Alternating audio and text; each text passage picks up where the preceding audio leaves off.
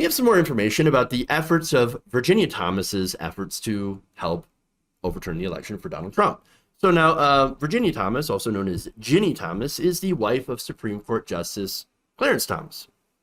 And what we know is, well, what we knew before is that she had been, of course, trying to urge elected officials to back Donald Trump's efforts to overturn the election.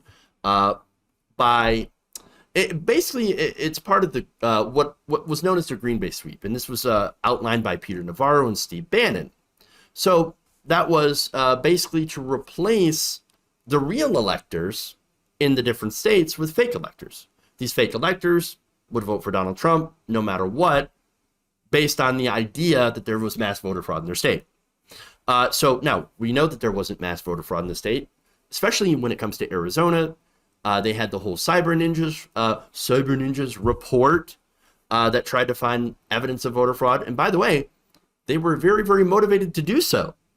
They couldn't find a goddamn thing. So they couldn't find anything. All the official state audits couldn't find anything. No reason to have the fake electors. Nonetheless, Thomas was pushing for this, as well as other people, as well as those in the Trump administration, in the White House. So now, for Thomas, the Post reported last month that Thomas had sent emails to two different Arizona House members in November and December of 2020. Now, she had used something called Free Routes, an online platform intended to make it easier to send pre-written emails to multiple elected officials.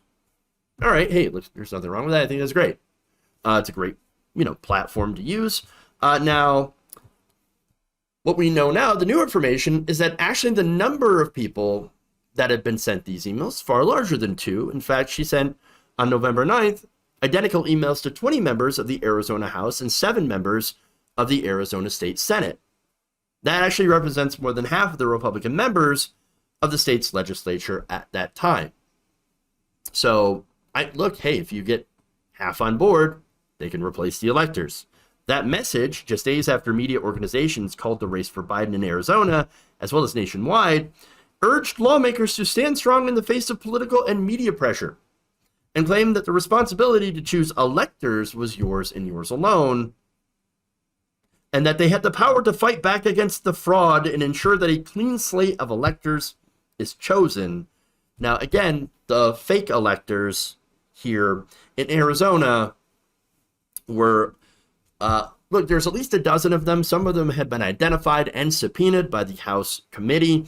2 of them, Michael A. Roman and Gary Brown, actually worked for the Trump campaign. Others included Douglas Mastriano, Laura Cox, Mark Fincham, and Kelly Ward. Again, we know who they are because they signed literal fake paperwork. These are forged documents purporting to be real documents, certifying them as the state's official electors. Which, again, that's not true, but they fixed the official state seal. Why they have not been arrested for fraud and forgery, I don't know. They're not real electors. They committed fraud.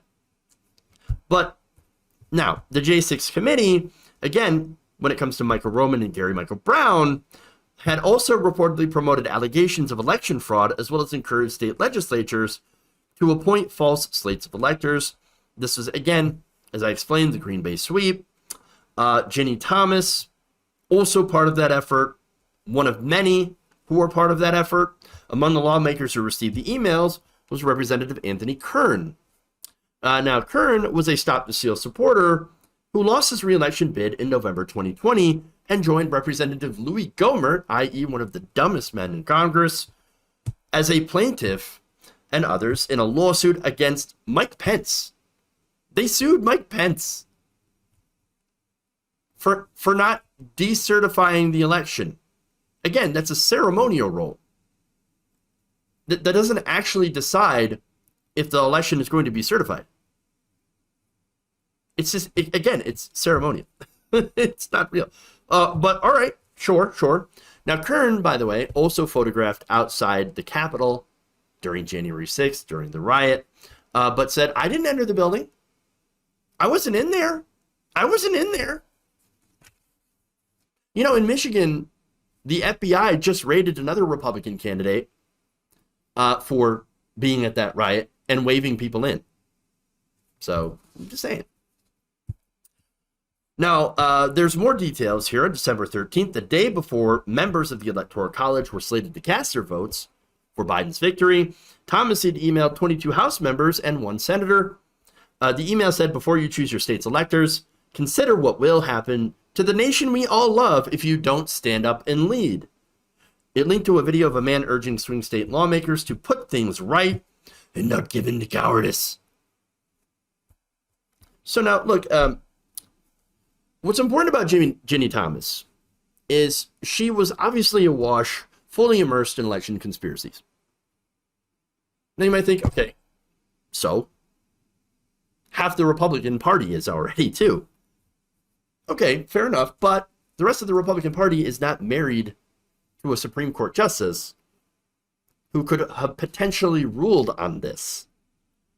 Now, again, the relationship itself alone wouldn't ordinarily mean anything. Again, you have plenty of couples that, work in positions of power that don't necessarily, have interactions that could make this conflicts of interest, right? They don't get into each other's work. They may disagree on politics. Again, you've got plenty of that, right? But here in this case, Clarence Thomas clearly used his position in order to try to shield his wife. Again, he was the lone dissenting vote on not releasing information to the J6 committee from the White House. That is, by the way, where we found all this information about what Ginni Thomas was up to. Now, look, if you're a judge, you're supposed to recuse yourself from cases where you have, or you might have a bias. I can't think of anything more biased than having your wife trying to overturn an election that you also might have to rule on. Again, huge conflict of interest here. But again, I know people that are trying to downplay this as, well, she was just expressing her opinion. That's all. I mean, there's nothing wrong with that, right? It's nothing criminal about that. She has the right to express her opinion. Yeah, she does. That's true. She does have a right to an opinion. That said, you don't have the right to subvert democracy. She has all the rights to, send as many letters as she wants. And hell, even pressure to people to, do her campaign or whatever of like, oh, we think we should have a recount or something like that. I don't agree with the election. All right, fine, whatever. But think about it this way, too. She also, due to her position, has a lot of influence, has a lot of pull. More so than the average private citizen. Okay? Now, again, she's a right-wing activist. She's been a right-wing activist for a very, very long time. But since she does have her connection to a Supreme Court justice, there's a lot of groups there that would find that very attractive to get her into the groups as well, and for her to use her influence to exert on her husband. Now, to pretend that isn't a possibility is pretty ridiculous. And we also can't pretend that what she had done, trying to, influence politicians in Arizona, a key state, to put in a bunch of fake electors, that is unprecedented. It's not normal. It's not normal at all. Now, there's a little bit more information as well on the platform. Now, the letter writing campaigns were organized by on freeroots.com. So again, Free Roots advertises itself as a platform to amplify grassroots advocacy across the political spectrum. There's nothing wrong with that. A post review of its archived web pages shows that it was heavily used in late 2020 by groups seeking to overturn the presidential election results. All right. One of those groups is called Every Legal Vote, which ironically didn't want to count every legal vote. They wanted to disenfranchise Biden voters. They organized a campaign to send the message that Ginni Thomas sent on November 9th. The exact same message.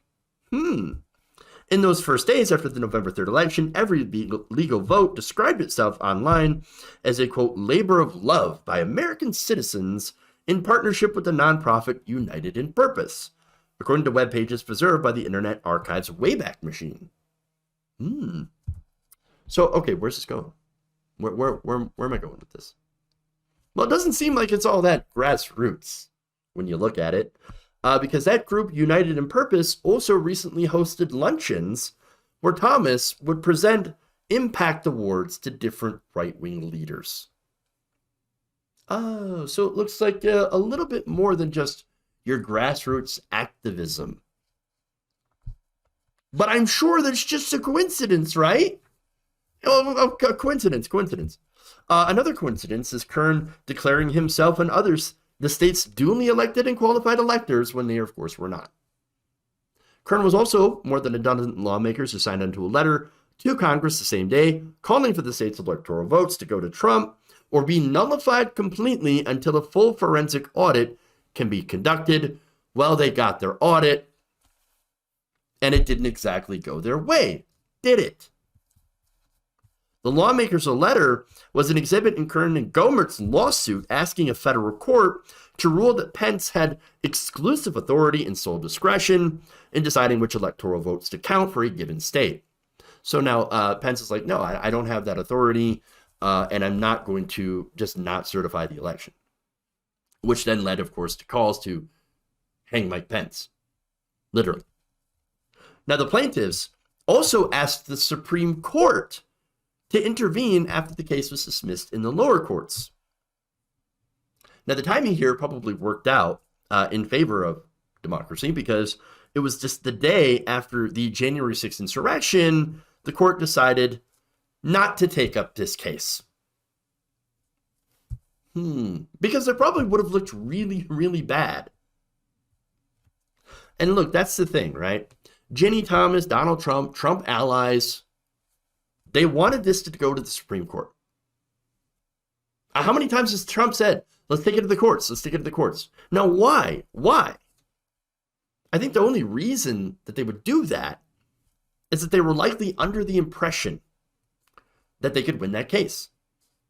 Or at the very least, try to delay Biden as much as possible from taking power. The assumption here, and it's a big assumption, is that, hey, look, Kavanaugh, Gorsuch, I gave you your jobs. You'd be nowhere without me. Again, remember, Trump's transactional, right? So he thinks I did this for these guys. I put Amy Coney Barrett on the court. I put Justice Kavanaugh. I put Neil Gorsuch on. They owe me. And they're going to keep me in power. Well, that's not how it works. And by the way, I think also some of them might have assumed that Thomas would be a yes vote in ruling in favor of Kern's and Gohmert's case.